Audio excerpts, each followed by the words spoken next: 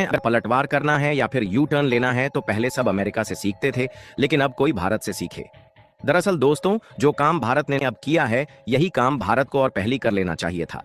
असल में देखा जाए तो हाल ही में डोनाल्ड ट्रंप ने भारत के खिलाफ में आते हुए गुस्से में आकर यह बात तक कह दिया कि माइक्रोसॉफ्ट, गूगल और एप्पल जैसी किसी भी हाईटेक कंपनियों में भारतीय लोगों को जॉब न दिया जाए और इंडियन लोगों को हायर करना पूरी तरह से बंद कर दिया जाए।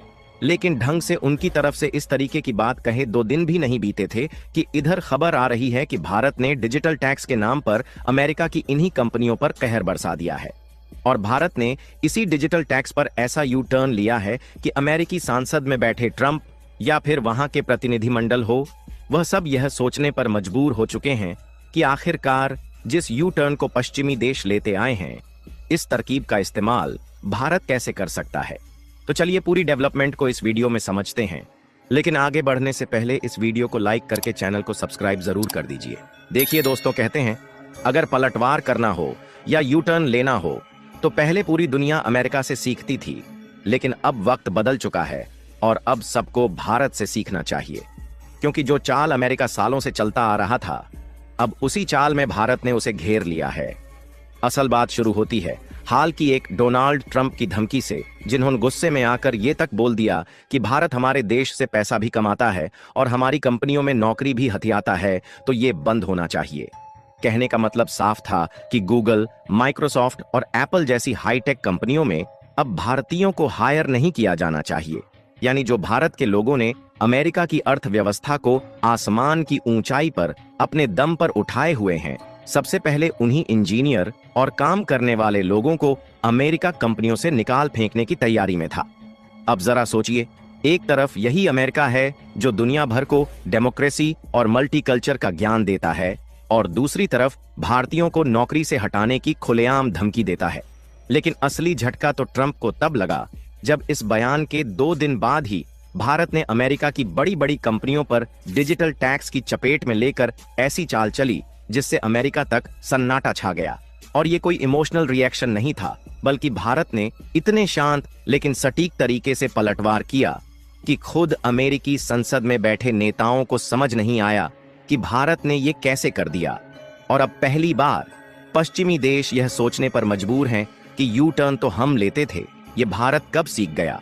क्योंकि आज जो भारत कर रहा है, पहले सिर्फ अमेरिका किया करता था। इसीलिए डोनाल्ड ट्रंप ने एक बार फिर भारत पर हमला बोला, लेकिन इस बार शब्दों से नहीं, भारतीयों की नौकरियों पर निशाना साधा। गूगल, माइक्रोसॉफ्ट, एप्पल जैसी कंपनियों में जो भारतीय इंजीनियर बैठे हैं, उन्हें बाहर निकाल दूंगा। और आरोप है कि हमारी नौकरियों पर भारत जैसे देश कब्जा कर रहे हैं, जो अब और नहीं चलेगा। यानी साफ शब्दों में धमकी दी गई, भारतीयों को हायर करना बंद करो। लेकिन इस बार भारत चुप नहीं बैठा, बल्कि जो किया उसने अमेरिका की नींव हिला दी। क्योंकि भारत ने छोड़ा डिजिटल टैक्स की जवाबी तोप। जहां आपको जानकर हैरानी होगी कि अमेरिका की सबसे बड़ी टेक कंपनियां गूगल, अमेजन, एप्पल, फेसबुक सिर्फ भारत से ही हर साल लगभग 1.2 लाख करोड़ यानी 15 बिलियन डॉलर से ज्यादा का रेवेन्यू कमाती हैं।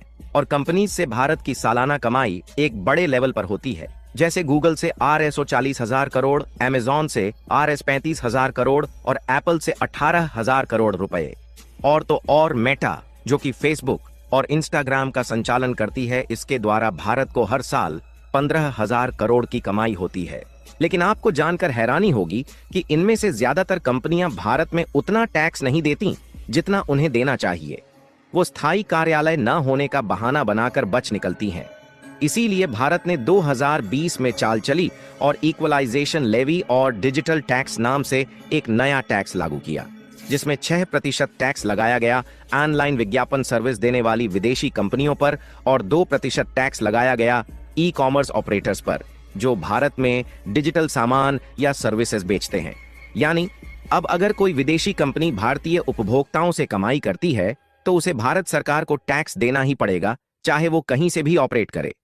लेकिन जब ट्रंप ने भारत पर टैरिफ लगाने का प्रेशर बनाया तो भारत ने भी एक रणनीतिक गेम खेला और भारत ने कहा कोई बात नहीं है, हम इस टैरिफ को कम कर लेंगे।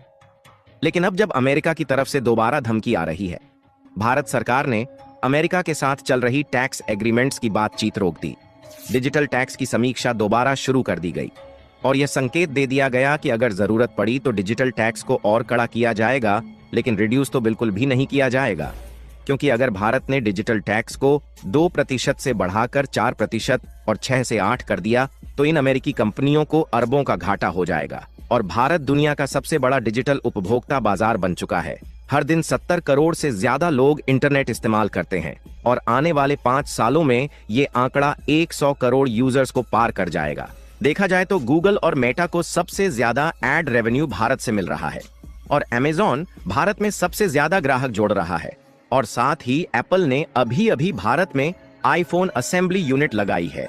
अगर भारत टैक्स बढ़ा दे या पॉलिसी सख्त कर दे तो इन कंपनियों को अरबों का नुकसान होगा। जब ट्रंप ने भारत के इंजीनियरों और प्रोफेशनलों को बाहर निकालने की धमकी दी तो भारत ने सिर्फ एक बयान नहीं दिया बल्कि एक मजबूत आर्थिक नीति से पलटवार कर दिया। देखिए दोस्तों, पहले अमेरिका पूरी दुनिया में घूम घूम कर अपने हिसाब से नियम बनाता था और जो देश नहीं मानते उनके ऊपर आर्थिक प्रतिबंध, फाइन और दबाव डाल देता। लेकिन अब भारत ने दिखा दिया कि डिजिटल दुनिया के असली बादशाह हम हैं। भारत ने 2020 में जब 2% डिजिटल टैक्स लागू किया तो सबसे पहले बौखलाया अमेरिका, क्योंकि अकेले इस टैक्स से अमेरिका की 40 से ज्यादा कंपनियों को हर साल 4000 करोड़ से ज्यादा का नुकसान होने लगा। और भारत ने सिर्फ अमेरिका को नहीं बल्कि गूगल, फेसबुक, अमेज़न जैसी 119 विदेशी कंपनियों पर टैक्स लगाया, जिनमें से 72 सिर्फ अमेरिका की है। आपको बता दें कि अमेरिका ने भारत के खिलाफ वर्ल्ड ट्रेड ऑर्गेनाइजेशन WTO में शिकायत भी किया था और बोला था कि भारत का डिजिटल टैक्स भेदभावपूर्ण है और अमेरिकी कंपनियों को निशाना बना रहा है। भारत को अमेरिका उस समय भी नहीं फंसा सका क्योंकि हम किसी एक देश को नहीं, हर उस विदेशी कंपनी को टैक्स के दायरे में लाया गया था जो भारत के लोगों से कमाई करती है। यानी भारत ने WTO में अमेरिका को हरा दिया और डिजिटल टैक्स को अंतरराष्ट्रीय स्तर पर वैधता दिलवा दी। सबसे दिलचस्प बात यह है दोस्तों कि अमेरिका खुद तो अपनी कंपनियों के लिए फॉरेन टैक्स क्रेडिट्स देता है, लेकिन जब भारत ने टैक्स लगाया तो उसे गलत बता दिया।